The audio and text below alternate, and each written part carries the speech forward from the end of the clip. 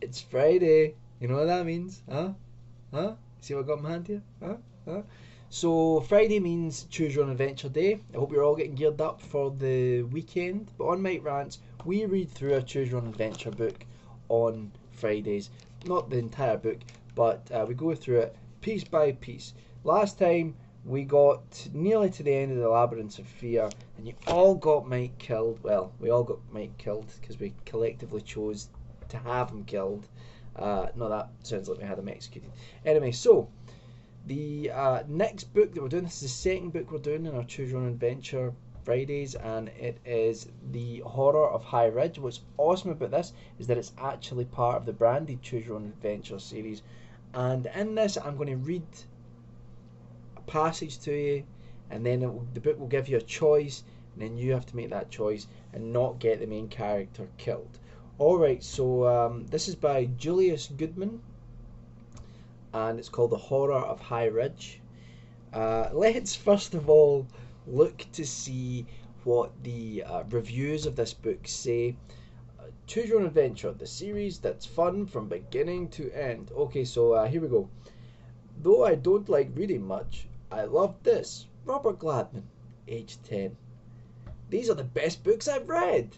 Emma Whitehouse, age 7. It's so exciting choosing your own adventure. You have to think really quickly if things are to go all right. Barry Kay, aged 11. Every moment of it is exciting, and you have to be very careful to make the right decisions, or else. Is that like a she threatening or I don't know. Claire Bell, aged 10. So I think that's a pretty good ringing endorsement from these people from the year. When was this published? 1984. Orwellian, eh? Alright, so it's written by Julius Goodman. Let's get started. I'll read the little preface for you. Warning!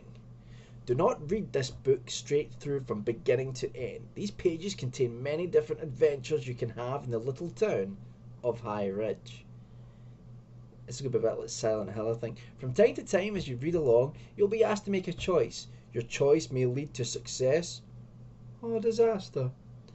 The adventures you take are a result of your choices.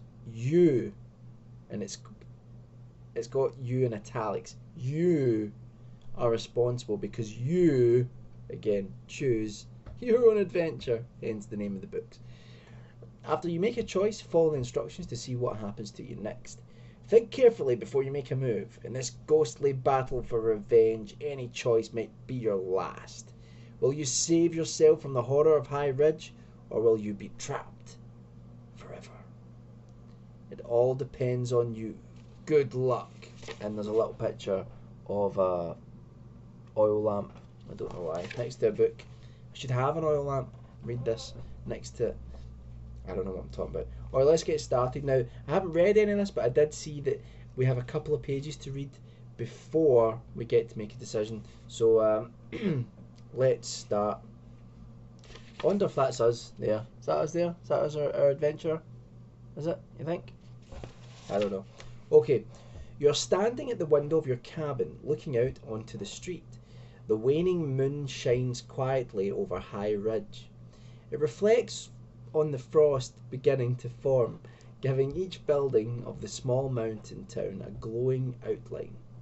Earlier that evening you said goodnight to your friends Ricardo and Lisa, who have been spending the summer with you, searching for your great uncle Rush's buried fortune. Then you settled down into your favourite parlour chair with an obscure volume of High Ridge history. You hoped this book would give you some clues to the whereabouts of the fortune. After a few hours, you dozed off.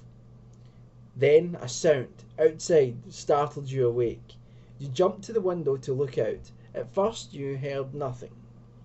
You're beginning to wonder if you imagined it. Then, the sound that woke you, a moaning, scarier than any sound you have ever heard, begins again. I don't like this, you say to yourself, thinking of the history of High Ridge. Are we going to call him Mike again? Is that the name of our intrepid adventurer? I don't know. Yeah, it's Mike again. You've just read that 100 years ago, and again 50 years ago, something happened in High Ridge so horrible that most people won't talk about it. And the accounts of those who do are very different. The links between both incidents are horrible moans, and the disappearances are ghastly deaths of town residents. You hop back into your chair and pull the blanket over your head. Just as your pounding heart slows to normal, you are startled by a nearby scream. You whip off the blanket. It's Lisa! The screaming stops. Lisa laughs with a relief. Oh, it's you, with the blanket over your head. I thought you were a ghost. I woke up when I heard the noise. She points to your book, where it landed on the floor when you jumped up. Ricardo comes running in. What's going on? I heard screaming. Ricardo, I want to do as Ricky Ricardo from I Love Lucy. Lucy, what's going on? I heard screaming. Then the moaning starts again. Lisa and Ricardo run to the window. What's that? They shout together. I heard it a minute ago. I don't know what it is, but I don't like it. Let's go find out what it is, suggests Ricardo. Yeah, I have a feeling this is written for a younger audience than The Labyrinth of Fear. But we're still going to have fun with it. Are you crazy? Cries Lisa. Listen to it. It's scary. Well, sure it is. That's what makes it fun. I say let's leave the cabin and see what it is. I think I should start doing voices again. Not me, says Lisa. I don't want to go tramping around in the dark, looking for whatever is making that horrible sound. I don't know why she's become like a Victorian woman. Both of them turn to look at you. Hold it, you two. Before we make a decision, I have to tell you what I've been reading. Reading? Lisa asks. Yeah. What is this? A book report? Ricardo asks. No, wait, you say a little angrily. This is important. God damn it, motherfucker. No, it doesn't say that.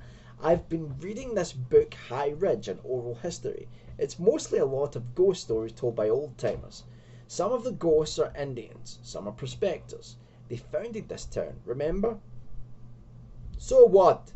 Quiet, Ricardo, Lisa says. Go on, I want to hear more. Why is she a Victorian lady? I have no idea.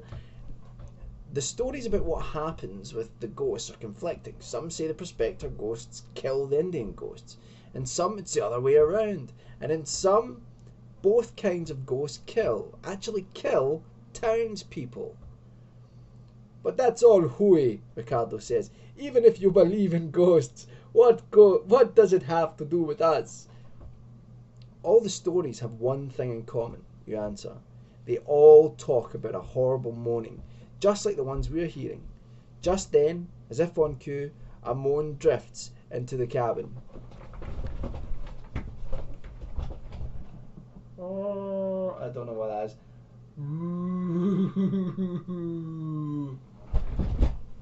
You scared? You scared?